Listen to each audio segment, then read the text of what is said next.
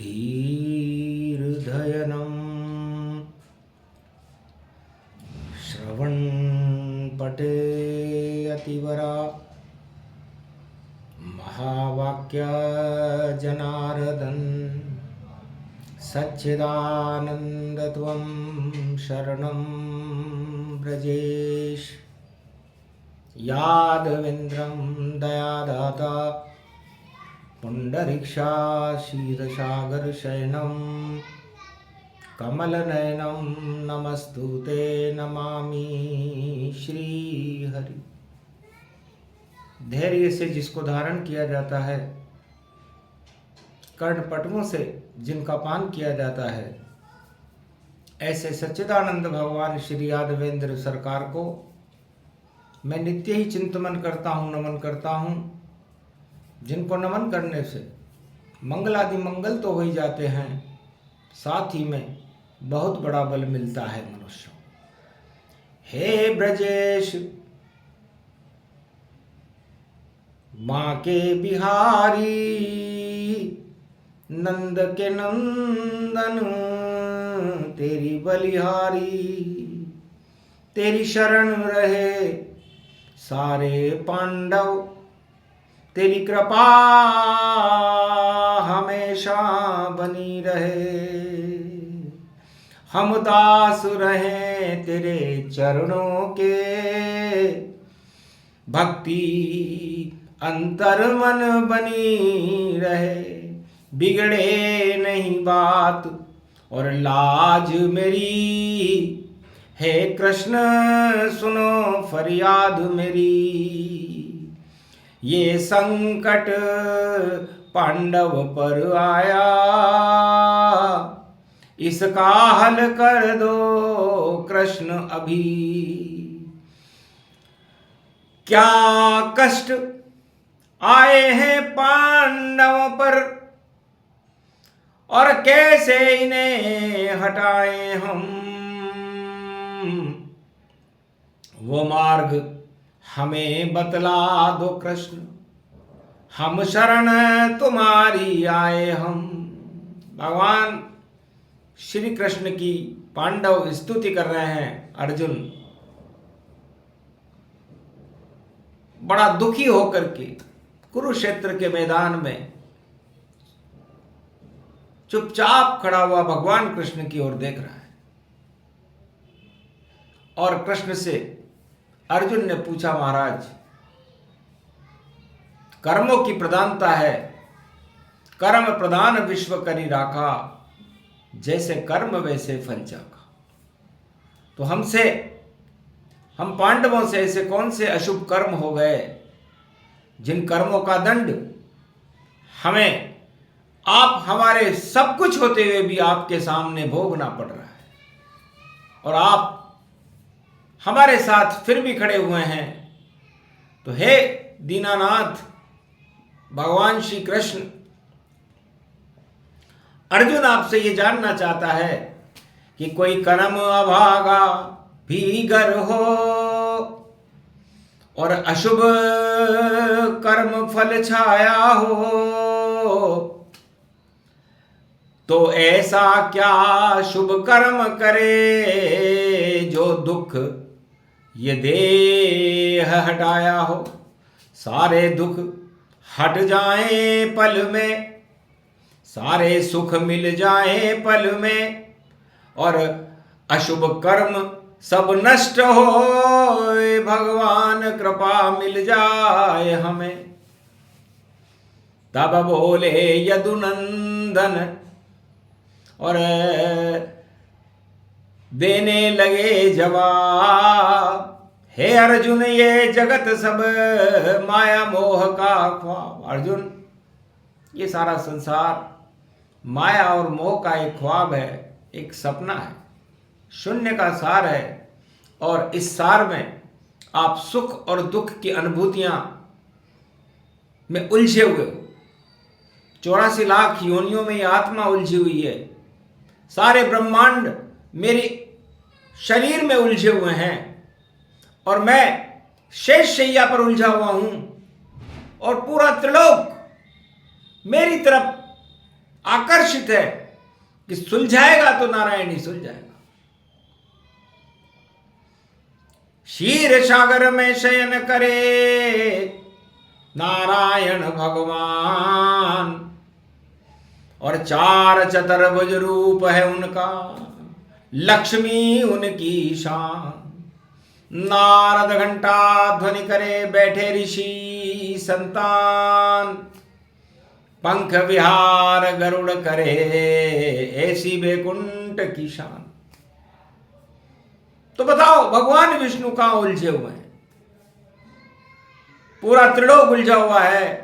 अर्जुन, पांडव, आप भी उलझे हुए हो, सारी आत्माएं उलझी हुई हैं। इस उलझन को सुलझाने के लिए भगवान को क्या करना चाहिए?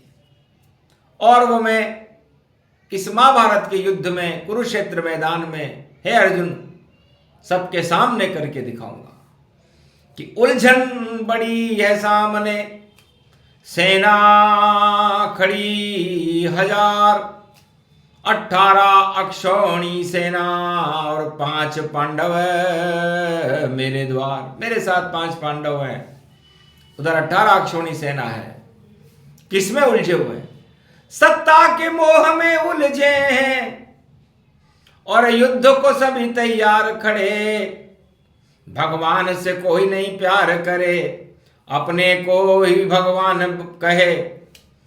तो सत्ता जिसके पास हो और वह होती सरकार, जो चाहे कर दे और कर दे सबका बेड़ा पार। अपनी प्रजा का बेड़ा पार वो सरकार कर सकती है, और वो चाहे तो अपनी प्रजा का बंटाढार भी कर सकती है। और इस युद्ध के मैदान में तुम्हारे साथ यादवेंद्र सरकार खड़ा हुआ है, जो त्रिलोक की सबसे बड़ी सरकार है, जिसके पास पूरे त्रिलोक की सत्ता है। वो एक रथ में खड़ा हुआ है, और उस रथ में तुम बैठे हुए हो अर्जुन। ये मैं गीता का ज्ञान कलयुग में सुना रहा हूं, जब चारों तरफ सत्ता का मोह और देखो गजब का छाया है। कुछ भी हो जाए सत्ता में, पर दाग न लगने पाया है। सब तरफ लूट और झूठ चले और कपट चले, बेईमानी चले, दानवता की ये शक्ति चले। मानव कोई नजर न आया है, मानव तो पांडव बने हुए, और इस दानवता से लड़े लड़े जाओ अर्जुन, तेरे साथ कृष्ण। और अब ये कुरुक्षेत्र मैंने कचरा बनाया है, कौरव दल को मैं साफ करूं, इनकी गलती नहीं माफ करूं।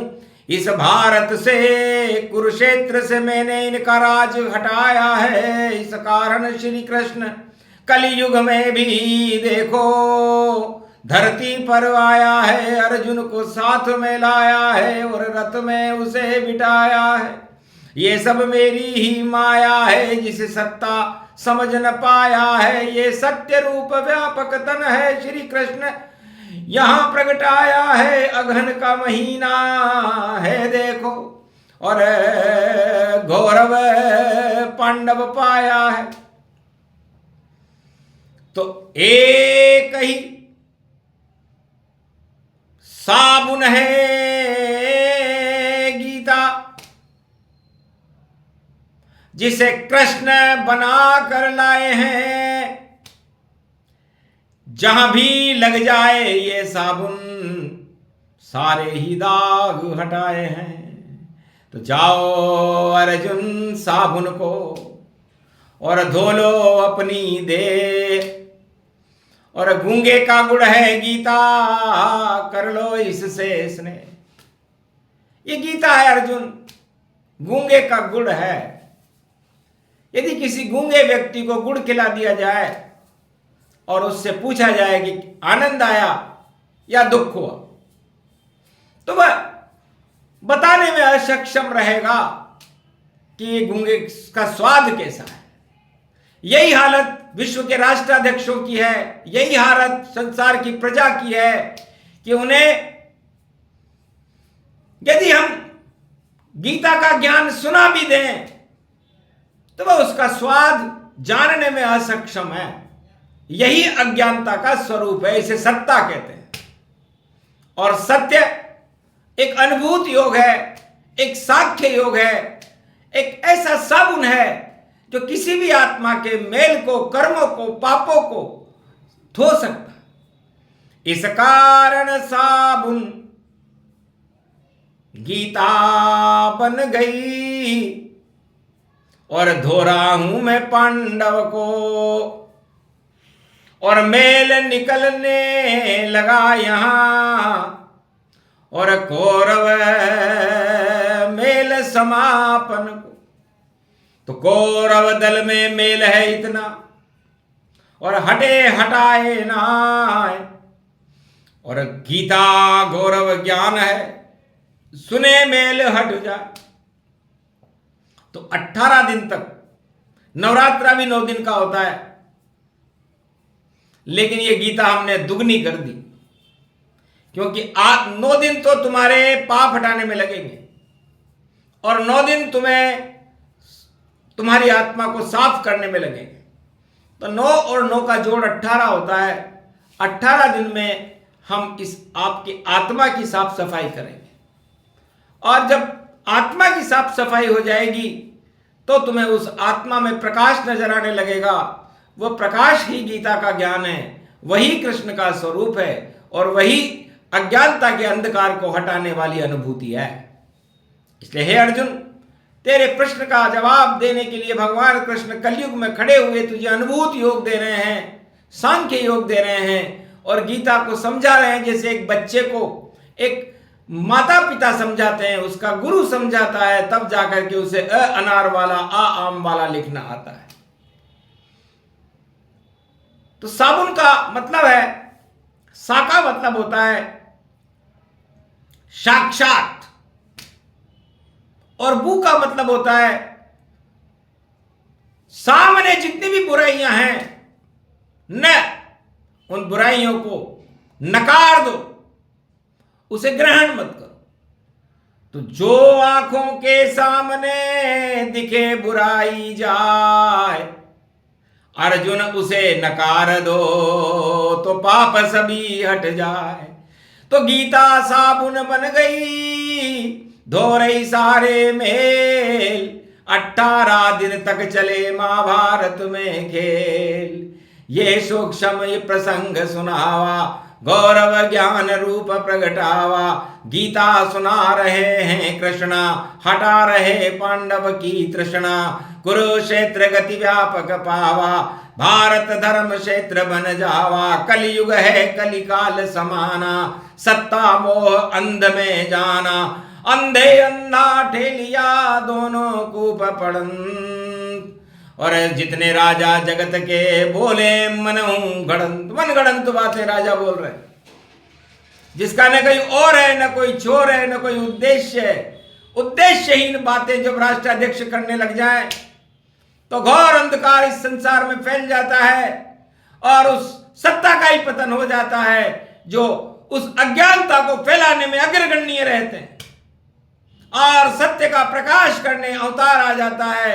और ये सत्य का प्रकाश में द्वापर युग में, आज इस महाभारत काल में, जब भाई और भाई युद्ध के लिए, सत्ता के लिए युद्ध करने के लिए तैयार है, मैं ज्ञान की शक्ति का प्रागट्य करके आपके मेल को धो करके भारत को धर्म क्षेत्र बनाने के लिए, भारत को पुण्यों से भरने और अमृत से भरने के लिए तेरे सामने खड़ा हुआ। तो जा ज्ञान हो जाए तुझे, अज्ञान सभी मैं हटा दूंगा। इस दुनिया से अज्ञान अंधेरे इस गीता से मिटा दूंगा। तो गीता एक प्रकाश है गूंगे का गुड़ जान, और बोलने वाला बोलेगा सुन ले अर्जुन ज्ञान। तब अर्जुन को अनुभूति हुई कि भगवान कृष्ण मुझे साधारण शब्दों में गीता सुना रहे हैं। कलयुग में संस्कृत और देव भाषा को समझने वाले भी तो लोग नहीं है, इसलिए क्या बोले हम वेद मंत्र, और प्राकृत पाली भाषा है, और सुनने वाले सुन नहीं सकते, उनमें घोर निराशा है। अगणम दधिया सदाम सौ सरियंताम धर्माधिजाधम सोम सोम सोम सुनियसाम सूर्य वंशजम इक्ष्वाक्षु वंशजम गीता ज्ञानम प्रवत्तम सप्त अंतरिक्ष शब्द ईश्वर उवाच्य वाक्यम श्री कृष्ण जनार्दनम सुदर्शन चक्रधारणम व्यापकम अज्ञान नष्ट भष्टम कौरवदुल नष्ट भष्टम सर्वशक्ति व्यापकम 18 अध्याय सर्वशक्ति वेदोक्त शक्ति प्राण शक्ति ज्ञान शक्ति ध्यान शक्ति अज्ञान नष्ट भष्टम श्री कृष्ण वाच्य। ये प्राकृत पाली भाषा का एक सूक्ष्म एक शब्द बोला, ये पूरी गीता का सूक्ष्म रूपांतरण है। हे अर्जुन, इसे समझो, इसे सुनो और इसे जीवन में उतारो, तो आपका जीवन, पूरे भारत का जीवन और पूरे राष्ट्र का जीवन गौरवमय होकर के भारत जगत गुरु बनकर के सोने की चिड़िया बनकर के सारे संसार में अपना प्रकाश फैलाने लगता है। ये गीता के ज्ञान की अनुभूति है जिसे भगवान श्री कृष्ण ने 18 दिन अगन के महीने में द्वापर युग में अर्जुन को सुनाया। ये प्रसंग जो भी सुने हट जाए अज्ञान, श्री कृष्ण का ज्ञान है ये गीता का ज्ञान। बोलो जय श्री कृष्ण।